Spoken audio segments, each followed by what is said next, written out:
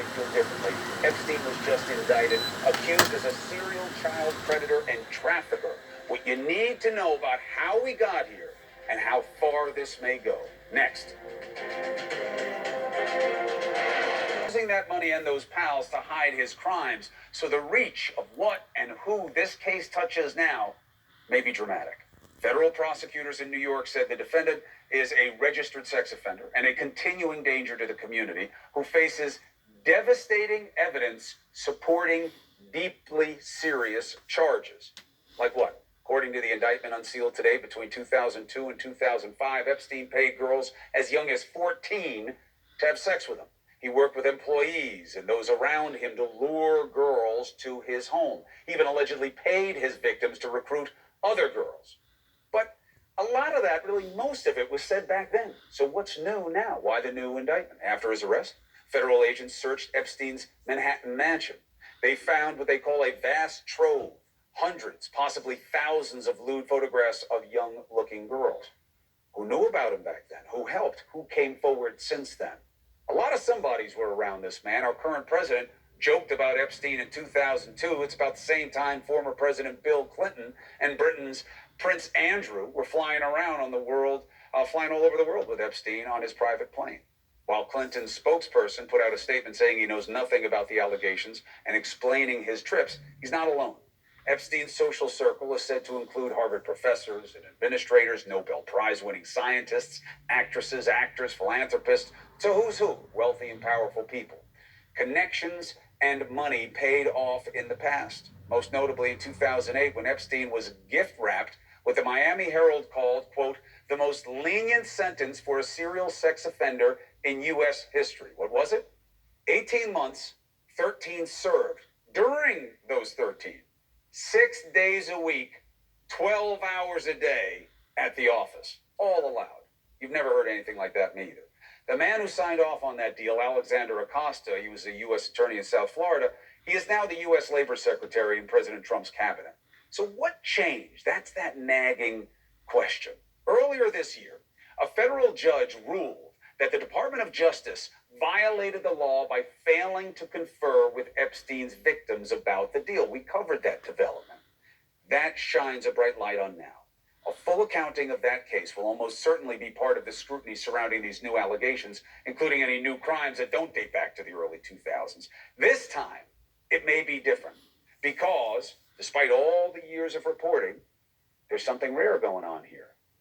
Your attention is on this case. It wasn't last time. Now, my next guest tried to warn the world about Epstein more than a decade ago. She says the man threatened her and was able ultimately to silence her, but no more. What happened then? What changed? Vicky Ward, next.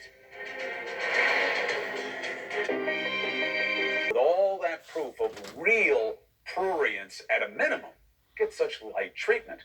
Vicky Ward says she knows the deal and has been on to this man since 2003. Good to see you on Primetime, as always. Thank you, Chris. So back then, you say he tried to intimidate you, silenced you, was effective doing so. How so? So at the time, very few people knew who Jeffrey Epstein was. He was this mysterious guy who lived in the biggest private residence in New York. No one knew how he made his money. He didn't really go out, but he did have this very influential, affluent circle of friends that you've mentioned. He caught our attention when I was at Vanity Fair because he flew Bill Clinton on his plane to Africa. So I was trying to find out really the source of his money, and I discovered he was not what he said he was. He certainly was not a hedge fund guy. He was not a money manager for billionaires only. He wasn't trading.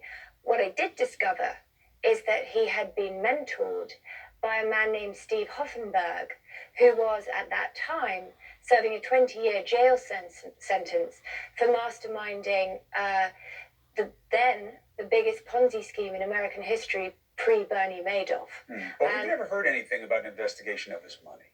Well, no, because my story, when I was reporting, also, he was known for throwing parties to which lots of billionaires came, lots of academics, lawyers, important people, and there were always these young girls. I mean, in a way, the Jeffrey Epstein story has always been in plain sight. He flaunted these very Just to be young clear, we're not girls. talking about 20-somethings in No. the 50s, 60s.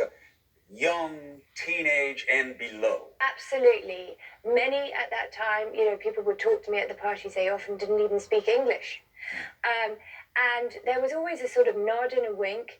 Oh, well, we don't, you know, we don't ask what Jeffrey's really doing with them. But two young women did talk to me on the record about their experiences with Jeffrey Epstein. One of them had been 16 at the time she claimed that he allegedly assaulted her.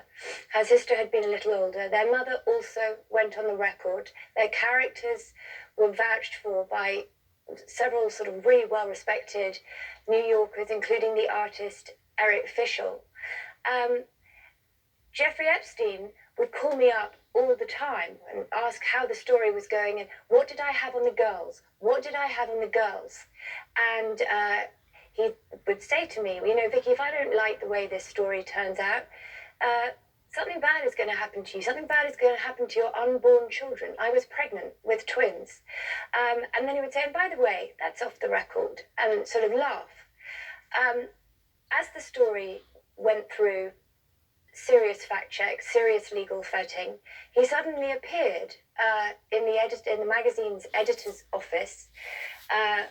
He and Graydon Carter, Vanity Fair's then editor, had a private conversation, after which the women were removed from the story. Graydon told me at the time that Jeffrey says he's very sensitive about the women. It should just run as a financial piece. There had been some negotiation of Jeffrey Epstein in return for taking the women out, said that Vanity Fair could use photographs of him, including a picture of him in a bathing suit. What's the defense of Graydon Carter's decision at the time? That he didn't understand the true scope of the story? He has said, I believe today, he has said that he didn't think I had the reporting. Well, I think the women were afraid, who spoke to me, and their mother and everyone around them felt that when they were cut from the story, that this was proof that they were no match for Jeffrey Epstein. He was too powerful. It's exactly what all Jeffrey Epstein's victims have been saying all this time. So what do you think changed this time? Because as we were talking about the indictment today, when you look at it unsealed today, it is a litany of all the things that I've heard before. The only difference is who will stand behind the allegations. So I think the culture has changed. And I think, very importantly, the light that the Miami Herald shed on the victims' stories that were incredibly poignant and incredibly credible. Remember, back in 2008, Alan Dershowitz told Alexandra Acosta, and told journalists he was going to make mincemeat of these women. Well, I think the Miami Herald showed that they were credible and their stories were awful. And what happened was that Congress reacted. Ben Sasse, the Republican from Nebraska, should get a big shout out for teaming up with the 15 Democrats who said, wait a minute, how could this have happened? How could there have been this miscarriage of justice? They went back. Where was that back in 2008, by the way? That's part of the this story point. Who made the phone calls, because that wasn't the Trump administration. Acosta's in the Trump administration now, but this was a long time ago. This was like, in Clinton land. Right. Where did this happen? I mean, he was friends with Clinton. Then you had Bush. Then you had Obama. I mean, there are a lot of different administrations that overlap here. Who made phone calls to whom to get Epstein this deal? Well, I mean, the one in 2008. Yeah. Well, Acosta was asked about this, interestingly.